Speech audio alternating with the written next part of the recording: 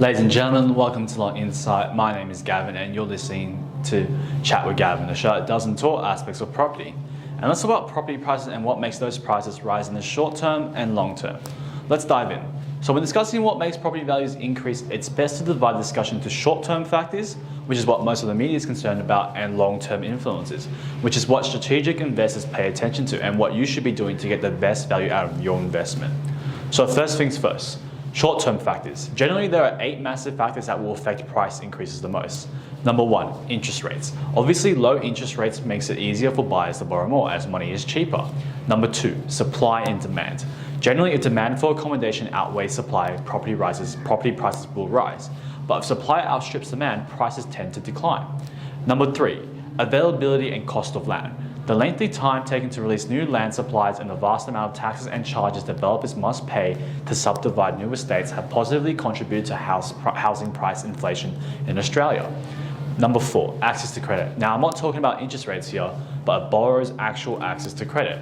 Rising interest rates tend to prompt lenders to tighten their lending standards so borrowers can't borrow as much. When our banking regulator APRA was concerned about rapid growth lending to property investors, which led to steep increases in property prices in 2014, it instructed the banks and other lenders to be more cautious and set stricter criteria for determining whether borrowers could repay their loans if interest rates were to change. This warning had the desired effect, and the share of new loans to investors fell from over 40% during 2014-15 to less than 30% the next year. On the flip side, during the pandemic boom, banks eased lending standards in a move designed to free up credit and revive the economy, and it worked, hence the price surge. Number 5, general economic climate. Here we're talking about things like inflation, employment levels. It seems obvious that periods of low inflation and high employment would see an uptick in borrowing as consumers look to spend the extra cash in their back pockets. And as we know, when buyers fight over property purchases, values are only going to go upwards. Number 6, consumer confidence. Increasing consumer confidence increases consumer spending. The aggregate demand curve shifts to the right, indicating an increase in demand for goods over services.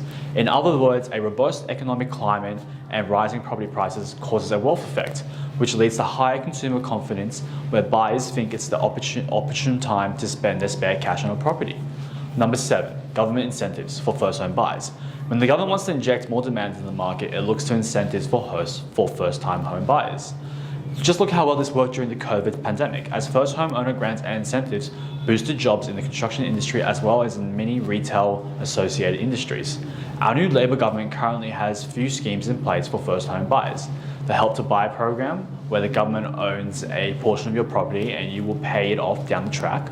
The Home Guarantee Scheme, where you can buy with a 5% deposit, or regional first home buyer support.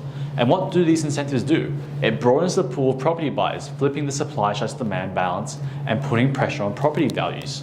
And lastly, number 8, investor appetite.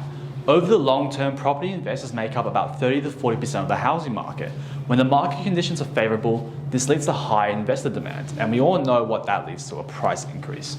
Not only are there short-term factors, but there are also long-term influences, which affect the property value increase. In the case of long-term influences, there are generally 3 massive influences that play a major role in influencing the price. Number 1, demographics. Demographics are the data that describes the composition of a population, such as age, race, gender, income, migration patterns, and population growth.